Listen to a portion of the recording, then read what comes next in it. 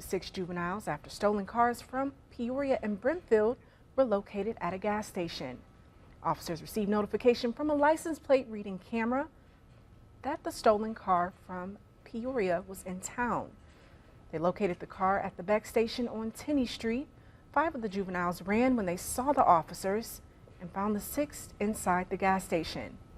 All were caught and taken into custody and given juvenile referrals and released to their parents.